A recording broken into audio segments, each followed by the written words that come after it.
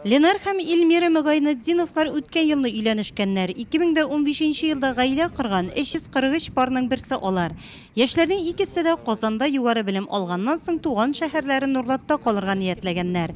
Ленар Нурлатнефть ингдусында эшли, Илмира исә теш табибы. Мин үземнең хатыным Эльмира белән август айында танышкан идем.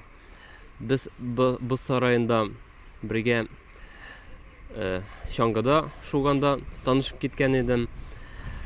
Һәм познакомиться иттек инде. Алга таба очраштык. Аннары жыл полтора года үткәч без туй үткәрергә уйладык.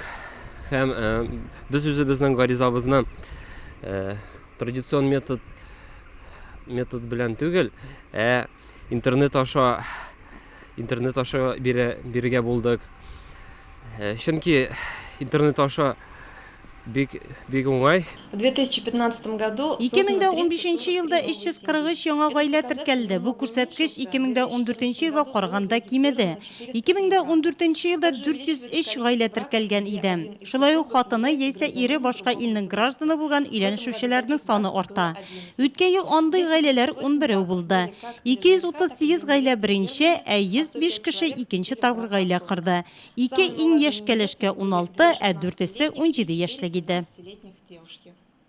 5-9 ел районның гражданлык хәле актларын теркәү бүлеге җитәкчесе Гөлшат Евлахина белдергәнчә, нәкъ шул еллар бергә яшәгән парлар еш аерыла икән. В прошедшем году развелось 197 пар. Это меньше, чем Үткән ел 197 пар аерылышты. Бу башка елларга караганда азрак. Күпчелек парлар 5-9 ел яшәгәч аерыла. Андыйлар саны үткән ел 100 булды. Күрәсең, бу яшьләр өчен авыр чор. Шулай ук ЗАГС бүлегендә үткән елда ата булуны раслап 98, уллыкка алу буенча 13 таныклык тапшырылды. 21 кеше үзенең фамилиясен, исемен һәм әтисенең исемен алмаштырды. И 21 человек захотели поменять фамилию, имя и отчество. Туучылар саны да үткән ел арткан, күбрәк малайлар туган. Икенче бала табучылар саны да арткан. Гаиләләрдә 3-нче, 4-нче һәм игезәкләр тууы да күзәтелә. Иң күп кушылган исемнәр Артем, Әмир, Егор, Камил, кызлар арасында Әминә, Виктория, Азалия, Варвара. Беренче кызыбыз Ралина исемне куштырдык. Моны инде күптән түгел. Шу көннәрдә генә икенче кызыбыз туды. Зур шатлык безнең гаиләдә. Мәликә дип куштык. Вот ЗАГС бүлегенә килдек, моны свидетельство ясатырга.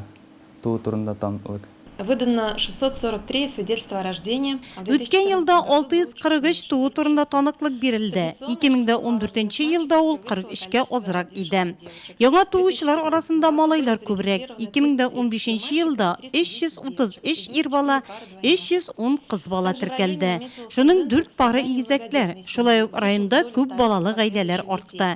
289 бала гаиләдә икенче, 102 өченче, 19 4-нче. Туучылар саны үлүчеләргә караганда күбрәк. Соңгы 5 ел эчендә районда вафат булучылар саны кимегән. Үлем турында таныклыкны элеккегечә район гражданлык хәле актларын теркәү бүлегенә килеп аласы. В целом по району число умерших превышает число родившихся. Тулайым район буенча шәһәрдә туучылар саны үлүчеләргә караганда күбрәк. Эшкә сәләтле 18-дән алып 60 яшькә кадәргеләр арасында 199 кеше вафат булды.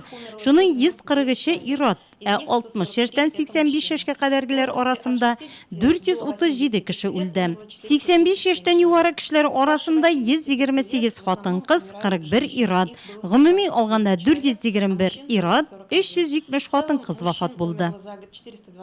Человек, а женщин 370.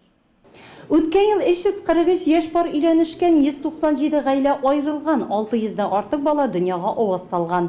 Кыз балаларга караганда малайлар күбрәк туган, 790 кеше вафат булган. Ел сайын районның гражданлык хәле актлар теркәү бүлегендә 2000-нән артык шундый эш башкарыла. Ел башландыгына әле, шуңа да карамастан Нурлат районы ЗАГС бүлегенә гомуми 50-дән артык пар гаиләләрен теркәргә дип онлайн интернет аша гариза биргән. Гыйнвар аенда 10 пар өйләнешкән.